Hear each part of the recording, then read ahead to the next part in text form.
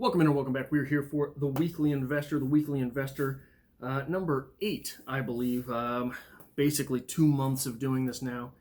And we have 4 things that I'd like to talk about, and then 3 stocks that I will be watching this week. The first thing to talk about here, we are still about, as of recording, about an hour away from the markets opening on this Monday, and the futures are up. The futures seem to be recouping some of the week that was, and I am not sure how to feel about this. I think that this market is going to correct very hard eventually. I have to believe that, based on nothing else other than the business numbers that are going to come out. And we still have earnings rolling in. So it's going to be interesting to see how these earnings, we finally got some more and more of the big retailers coming out with their earnings, reporting on their earnings, including Walmart, Target, I believe Home Depot and Lowe's this week. So it's going to be interesting to see exactly, that's where all the business was. That's where all the business was. And this is a little bit of a preview for later in the episode as well, as we get into the stocks that I'll be watching this week. But you have to believe that this is a zombie market. Moving on, anyone who has, so there's between 55 and 70 views that these videos normally get. And if you have been here the entire 8 weeks that I've been doing this, you know I'm going to work Tesla in somehow, and that mention this week comes as a part of Piss and Vinegar Weekly. Surprise, surprise. Fox Business ran a story about Elon Musk where he states that creating Tesla and SpaceX was sort of a move to spite and fueled by the piss and vinegar from being fired as the removed as the CEO of PayPal. And Tesla is right now up $20 in the pre-markets. But one has to wonder, right? I don't like to bring politics onto my channel, but politics bleed into goddamn everything. One has to wonder why it would be now that Fox Business is choosing to highlight Elon Musk. It is almost definitely because of the stance that he has taken against a largely Democratic move, a move that is supported mainly on the Democratic side of keeping things closed. So it is interesting to see. I mean, hell, if you go back 6 months, I don't think you would have found many positive words about Elon Musk on Fox, period. So it is interesting to track how someone who is as outspoken, but as outspoken in a principled manner, he does not care about left, he does not care about right, does Elon Musk. He speaks what it is he thinks is correct. And that's an individual who, unfortunately, in today's world, is accepted nowhere. Sure, don't get me wrong.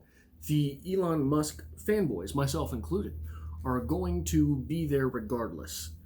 But there are going to be people who are on the right and remember a lot of lefty things he said and will not accept him. There are going to be people on the far left who hear his remarks and are disavowing him now. It is stunning. It is, well, I can't even say that. The left disavowing Elon Musk goes back at least a year and a half. At least a year and a half. And it's stunning. This guy is revolutionizing basically the green movement. He's essentially the only person to do anything on the green movement in a decade, in 15 years. And he's light years ahead of anyone else on that movement. And not just cars. Not just cars. You got to look at solar. You've got to look at battery storage. You've got to look at the solar roof. All of these things that he's revolutionizing. And people in today's world are so persnickety that they think you should align your values and everything you say 110% with them. It's just an interesting thing to watch. Along those lines, Cathie Wood called Chamath Palihapitiya a bear, stock market bear, not a grinder bear, a bear on the latest ARK Invest spot for assuming that capitalism is a failure. I don't think those are exactly his words, but he has expressed sentiments along those lines many times recently. And Chamath has even gone off a bit lately, off the rails, it seems to me, suggesting things like dividends should be done away with, that dividends are dumb. And I love Chamath. He's one of the most interesting people for me, that I believe he's one of the most interesting people to listen to as it pertains to the business world in general. But he's going off on a ledge for somebody who got rich investing in Facebook, right? Like, what is going on here? Suggesting that buybacks, I understand, being volatile. Dividends, I mean, hell, look, I'm a Coca-Cola investor. Do I believe that Coca-Cola should be paying out in the 80th percentile with their dividends? No, I don't. I think that Coca-Cola should have been using more money to grow, probably should have acquired maybe Monster decades ago, maybe Bang today, that Bang energy drink. They should be much in the same way that Pepsi has acquired Rockstar. So it's just interesting to note that as well. The last thing that I want to talk about a little bit before we get into 3 stocks that I will be watching this week. Is this a zombie market? I am posing that question genuinely. It seems to me that this must be a zombie market, a market that has been brought back to life by the percentage of Americans who were not only prepared for some type of downturn or some type of calamity, catastrophe, some type of something like the coronavirus. Preppers, people who have at least a little bit of prep in them. When you have that person paired with someone who did not lose their job and is in fact forced to work through all of this, I'll use myself as an example. I've had to work at least 40 hours a week since this stuff started. I've had a lot of extra disposable income because I've had to pick up a lot of overtime with this. Having coworkers who didn't feel comfortable working, so I picked up some of the hours, things like that. Plus, I've always been a bit of a prepper. I have the apocalypse in the back of my mind at all times. And you gift me $1,200, I'm going to invest it. The interesting thing, and why I think this might not in fact be the case, which is so confusing and confounding, anyone who is in that position is probably investing in some of the stocks that are on sale. Coca-Cola was on sale. Wells Fargo, Citi, all of these things, Southwest Airlines, all of these things that crashed so heavily. Those things are still down, Coca-Cola notwithstanding. But 3 stocks I will be watching this week. Google, ticker GOOG, which is the Class C share. They are right now at about $13.75. The 52-week low is $1,013. The 52-week high is $15.32. They've got a PE ratio as of 28. There are a lot of percolating antitrust sentiments. And this is something that is not exclusive to either side. The right is proclaiming antitrust things. The left is proclaiming antitrust things. So companies like Google are going to be hit. It will be interesting to sort of, if this does happen to Google, it will be interesting to see what becomes of the properties. You've got search, you've got Android, you've got YouTube. What properties go where? Will they all be their own company? What's going to happen there? How would they split? And you're going to true up the numbers as well. There will be no interesting accounting tricks as far as saying what is profitable, what is not profitable. So it'll be interesting. It really will be interesting. The next stock I will be watching is NVIDIA, ticker NVDA. They're currently trading around 339, which is interesting because the 52-week low is 132, but the 52-week high is 340.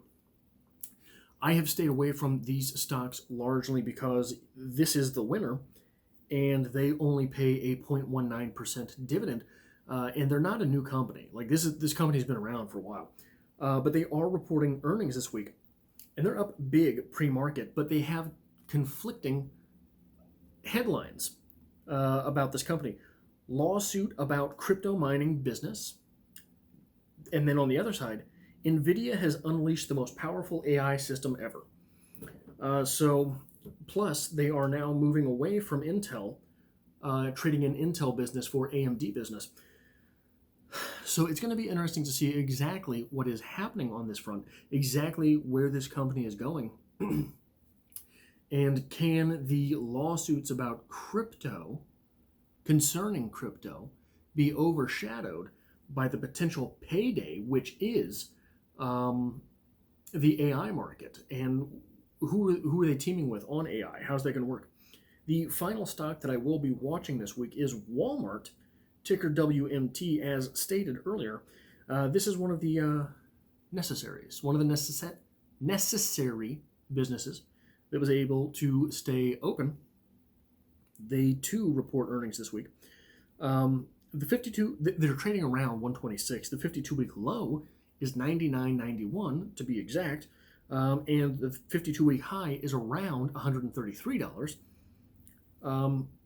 They were essential. They were open.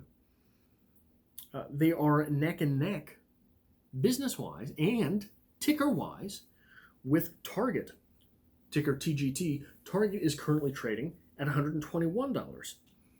Essentially, these business, pun intended, these businesses were sort of granted oligarchy status. Not quite monopoly, but ruled by the very powerful. They were the only businesses open. Conflicting that, going against the fact they were the only place that you could go to spend money. Look, I haven't been to Walmart in months now because of this stuff, and because my hours do not coincide with Walmart's. There's no 24-hour Walmart where I'm at. No 24-hour Walmart in Kansas City. How stupid is that? But apparently thievery has gotten off the chain here. But it is... what is to be made of the fact that they were open? Basically forced to be open. They were basically forced to be open in the face of almost all of the competition for any of the parts that they do sell being closed. However, they were roping off electronics. They were roping off the clothing sections, etc., etc., etc. So what is that business going to look like when everyone is forced into your doors, but you're not allowed to sell everything that you sell? And I'm not even sure it's that they weren't allowed to. I think there was so much confusion when this stuff started up. The place where I work is retail as well. We don't have as many different types of things as Walmart does. But there were whispers that we were going to have to cordon off certain aisles. And it just didn't make any sense. If you're forced to have your doors open, if people are going to be at work anyway, mightn't you sell whatever it is that you sell?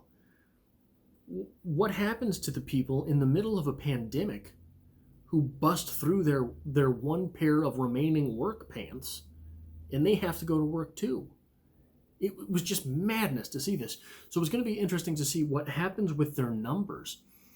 And I would like to be privy to the online businesses for both Target and Walmart to see how those things are shaping up in the face of the behemoth, which is Amazon.